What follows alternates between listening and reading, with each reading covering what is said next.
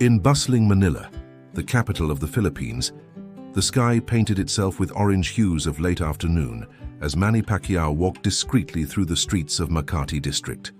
Dressed in simple clothes, a white t-shirt, faded jeans, and a cap that partially shadowed his world-famous face, the former boxing world champion could pass almost unnoticed among the crowd. Despite his fame and fortune, Manny always maintained his humility, a characteristic that made him feel comfortable in both presidential palaces and the simplest neighborhoods of his beloved nation. After a long day of political commitments and meetings with his charitable foundation, Manny decided to dine alone at a local restaurant called Bahay Pagkain, known for its authentic Filipino cuisine. The establishment was modest, with yellowish lights and decorations that referenced the country's traditional culture, frequented mainly by local workers and rarely by celebrities or politicians. The smell of adobo and sinigang permeated the environment, bringing memories of his humble childhood in General Santos City, when a full meal was a luxury his family could rarely afford. Seated at a discreet table in the corner of the restaurant, Manny silently observed the environment, appreciating the opportunity to be among ordinary people, away from the spotlights and cameras that constantly followed him. His attentive eyes, the same ones that studied with precision every movement of his opponents in the ring, now observed the restaurant's routine with genuine interest in the stories each customer carried within. He always believed that his connection with the Filipino people was his greatest strength, even greater than his powerful punches that defeated so many adversaries throughout his legendary career. The restaurant was particularly crowded that night, with people getting off work and seeking a moment of relaxation before returning home. Among the staff, a young waiter named Arnell Domingo, approximately 23 years old, stood out for the speed and dedication with which he served the tables, always with a sincere smile, despite the evident fatigue in his eyes. Without knowing it, Arnell would soon become an important part of that night that would change his life forever, through an unexpected encounter with the national idol who was watching everything in silence. Arnell Domingo was not much different from millions of young Filipinos who fought daily for survival. Orphaned since the age of 12, he had grown up under the care of his elderly grandmother, Inay Lourdes, who now suffered from health problems and needed expensive medications. That consumed a large part of her grandson's salary. With an incomplete business administration degree, abandoned due to lack of resources, Arnell worked 2 jobs, during the day as an assistant in a small convenience store and at night as a waiter at Bahay Pagkain, accumulating almost 16 hours of daily work. His dreams of completing college and opening his own business seemed increasingly distant, but Arnell maintained a quiet determination, inspired by the stories his grandmother told about great Filipinos who overcame adversity, including his childhood idol Manny Pacquiao. In the small living room of his home in the suburbs of Manila, a faded poster of the boxer occupied a prominent place, a constant reminder that poverty did not determine a person's final destiny. That night at the restaurant was like so many others, demanding customers, sore feet, and the constant worry about the bills piling up on his table. The restaurant was at its peak movement when a group of 4 foreign executives entered, talking loudly and displaying expensive watches and impeccable suits. They were accommodated at a large table near the center of the hall, an area assigned to Arnell that night. From their accent and behavior, they appeared to be American investors, probably in Manila for some business conference. Their arrogant behavior was evident in the way they addressed the staff, as if their wealth granted them the right to treat others with disdain. Arnell approached with his usual courtesy, distributing menus and presenting the house specialties with the limited English he had learned in public school and perfected by serving tourists at the restaurant.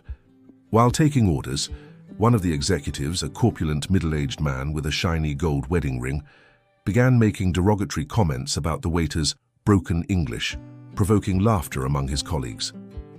Arnell maintained his composure, continuing to take orders while his face burned with humiliation, but his eyes remained lowered, focused on the small notepad in his trembling hands. From his discreet corner, Manny Pacquiao observed the scene with growing discomfort. The public humiliation of the young waiter brought back memories of his own youth, when he sold cigarettes on the streets of General Santos City and was often looked down upon by more affluent people. The expression on Arnell's face, a mixture of contained shame and silent dignity, was painfully familiar to the former champion, who, despite all his fame and achievements, never forgot the bitter taste of social discrimination. The executives' behavior worsened when the food arrived. They complained about every detail, from the temperature of the dishes to the presentation, making a point of making it clear that they considered local cuisine inferior to what they were accustomed to. The most aggressive in the group, who presented himself as a vice president of an international corporation, accidentally dropped his drink on the floor, demanding that Arnell clean it immediately while continuing the conversation with his colleagues, as if the waiter were invisible. The humiliation was calculated, a perverse entertainment for those men who seemed to find pleasure in exercising power over someone they considered inferior. Arnell crouched down to clean up the mess, his fingers gripping the cloth tightly as he struggled to maintain professional composure. His supervisor, fearful of losing customers who seemed to have money, gave him a warning look that clearly said, "Hold firm, we cannot lose this account." The restaurant had been through financial difficulties in recent months, and every customer was important to keep the doors open and jobs secured. So Arnell endured in silence, thinking of his sick grandmother who depended on his salary.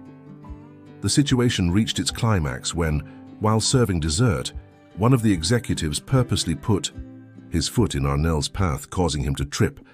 By a miracle of balance, probably developed in years of serving tables, the young man managed to stabilize the tray, avoiding a greater disaster.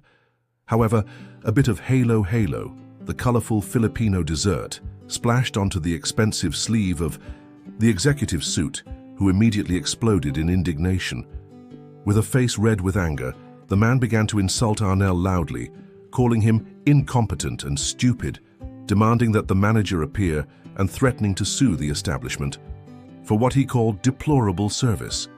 It was at this moment that Manny Pacquiao rose from his table. The movement was calm but charged with that unmistakable presence that made entire crowds fall silent when he entered an arena.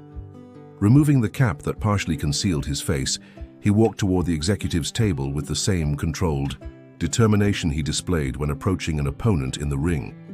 Nearby customers began to recognize him, and a murmur of astonishment spread through the restaurant like a wave.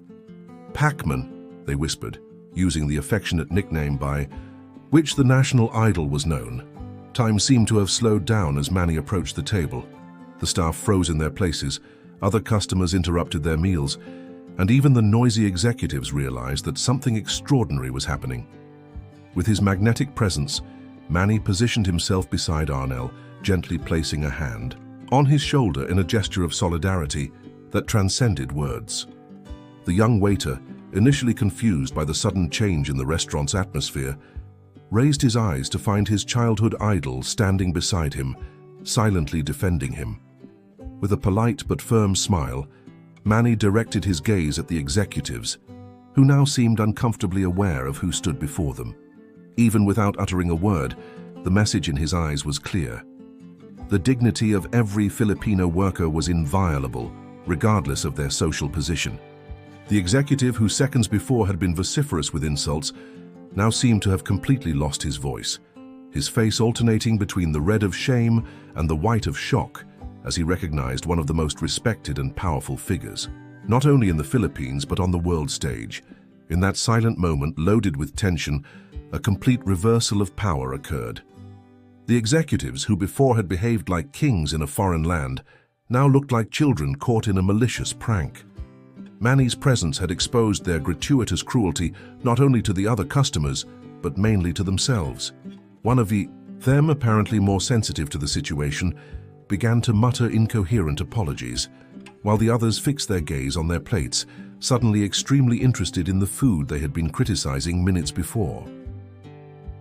The silence was broken when Manny, with the calm and firm voice he used in his Senate speeches, asked the manager to prepare the best table in the house. Without waiting for a response, he invited Arnell to sit with him as a guest of honor, not as a server. The gesture, simple but deeply significant, sent shockwaves through the restaurant. The supervisor, who minutes before had silently encouraged Arnell to endure the abuse, now bent over backwards in attentions, personally preparing the best-positioned table in the establishment, normally reserved for special occasions. As Manny and Arnell settled in, the other restaurant customers, mostly common workers, who also identified with the waiter's situation, began to applaud spontaneously. They weren't just applauding the celebrity's presence, but mainly the act of justice they had just witnessed. In a country where social divisions remained deep, despite economic progress, that simple gesture represented something greater: the affirmation that a person's worth was not determined by their social or economic status. Arnell, still stunned by the events, sat hesitantly before his idol. His hands, calloused from years of hard work, trembled slightly as he tried to process what was happening. All his life, he had admired Manny Pacquiao, not only as an athlete, but as a symbol of hope for people like him, ordinary Filipinos who dreamed of overcoming difficult circumstances through hard work and perseverance. Now sitting face to face with the living legend, Arnell felt an emotion he could barely contain. The executives, completely demoralized by the turn of events, quickly paid the bill, including an exceptionally generous tip that seemed more an attempt to expiate their guilt than a genuine gesture of appreciation, and left the restaurant with their heads down. Their arrogant behavior had not only been exposed, but also effectively neutralized by the silent but powerful presence of a man who, having known both extreme poverty and immense wealth, understood the true meaning of respect and human dignity. As they left Manny Pacquiao, they seemed smaller, as if the experience had literally diminished their physical presence. During the meal they shared, Manny listened attentively to Arnell's story, without interruptions or judgments, just with that genuine attention that characterized his interactions with ordinary people, regardless of how busy his schedule was. Arnell, initially shy, gradually opened up, telling about his sick grandmother, his interrupted studies, the 2 jobs that barely paid the bills, and the persistent dream of one day completing his education and opening a small business that could guarantee a dignified life for him and Inay Lourdes. The former boxer listened with genuine empathy, recognizing in each of the young waiter's words echoes of his own journey. As they savored traditional Filipino food, now served with special attention by the restaurant's chef himself, Manny shared some stories from his own days of hardship, of the nights he slept on the streets of Manila, of the moments he almost gave up on his dreams in the face of seemingly insurmountable obstacles. These weren't stories rehearsed for interviews or official biographies, but honest accounts rarely shared with the public, revealing the man behind the legend. At the end of the meal, when the restaurant had considerably emptied, Manny made a decision that would forever change the course of Arnell's life. Without fanfare or ceremony, the national icon offered to fund the completion of the young waiter's studies, guaranteeing not only university tuition, but also a monthly allowance. That would allow him to reduce his workload to focus on studies. Additionally, Manny promised that through his foundation, he would ensure the best medical care for Inay Lourdes, alleviating the burden that so worried Arnell. The young man tried to refuse, arguing that he could not accept such generosity from someone he had just met, but Manny explained that he did not consider it charity. It was an investment in the future of the Philippines, represented by hard-working and honest young people like Arnell. With the same conviction he used to motivate young athletes in his boxing academies spread across the country, Manny explained that he believed in Arnell's potential and expected only one thing in return: that when he was in a position to help others, he would do so with the same generosity, perpetuating a positive cycle that could gradually transform Filipino society. 6. Months had passed since that fateful night at Manny Pacquiao. Arnell's life had transformed in ways he could never have imagined. With Manny Pacquiao's support, he had returned to university, now studying full-time with a complete scholarship. His grandmother, Inay Lourdes, received treatment at one of the best clinics in Manila, and her health had improved significantly. The small apartment where they lived had been renovated, finally providing dignified living conditions for the elderly woman who had sacrificed so much for her grandson. The story of the encounter between the humble waiter and the legendary boxer had spread initially through the social media of customers who witnessed the scene, and later through traditional media. Arnell reluctantly became a symbol of perseverance and dignity, receiving invitations to share his experience in schools and community programs. With the same humility he had demonstrated on that night of humiliation, he took advantage of every opportunity to emphasize that his story was not about luck or a casual encounter with a celebrity, but about staying true to values such as respect, hard work, and integrity, even in the most adverse circumstances. The Bahay Pagkain restaurant itself had indirectly benefited from the publicity, becoming a point of interest for tourists and locals who wanted to know the place where the famous scene had occurred. The owner, in a gesture of gratitude for the increase in business, had created a scholarship program for employees who wished to continue their studies, directly inspired by Arnell's story. The supervisor, who had previously ignored the abusive treatment by the executives, had been replaced by someone committed to respecting employees, a change that reflected a new corporate philosophy that valued both the customer and those who served. For the American executives who had been the protagonists of the humiliation, the story had unexpected developments. The video of the incident, discreetly captured by a customer, had reached the offices of the corporation for which they worked in the United States. Confronted with evidence of unethical and prejudiced behavior in foreign territory, the company, concerned with its international image and especially with its commercial relations in the Philippines, took severe disciplinary measures. The most aggressive of the group, the vice president who had led the abuse, had been fired after an internal investigation, while the others received suspensions and were required to participate in cultural sensitivity programs. On a sunny Sunday morning, Manny Pacquiao was inaugurating another branch of his charitable foundation, this time specifically focused on professional education for low-income youth. The chosen location was not by chance, a peripheral neighborhood of Manila, not unlike the one where Arnell had grown up. Among the special guests for the ceremony was Arnell himself, no longer as a beneficiary, but as part of the foundation's administrative team, a position he had recently assumed after completing his degree with honors. During his inauguration speech, Manny surprised everyone by calling Arnell to the stage, giving him the microphone. With a confidence he did not possess 18 months ago, when he was serving tables at Bahay Pagkain, the young man shared his journey, emphasizing how a simple act of solidarity had not only changed his individual life, but generated waves of positive impact that continued to expand. Through his new position at the foundation, Arnell had already helped develop programs that benefited dozens of young people in situations similar to his, creating educational and professional opportunities where before there was only hopelessness. The relationship between Manny and Arnell had evolved into a genuine friendship and a partnership based on shared values. The former boxer, who had faced criticism in his political career for supposedly lacking formal education and administrative experience, had found in Arnell not only a protégé, but a valuable collaborator whose academic knowledge complemented his instinctive vision and life experience. Together, they were refining the foundation's social programs, making them more efficient and aligned with the real needs of the communities they intended to serve.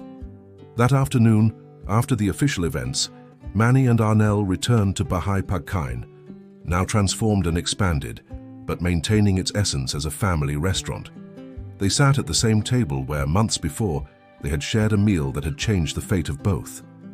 As they savored traditional Filipino dishes, they reflected on how moments of adversity could transform into opportunities for positive change when they found the right response. Their story, which had begun with an act of humiliation transformed into a gesture of solidarity, continued to inspire people throughout the country, proving that true greatness was not in accumulated titles or riches, but in the ability to use any influence, large or small, to elevate the dignity of those around.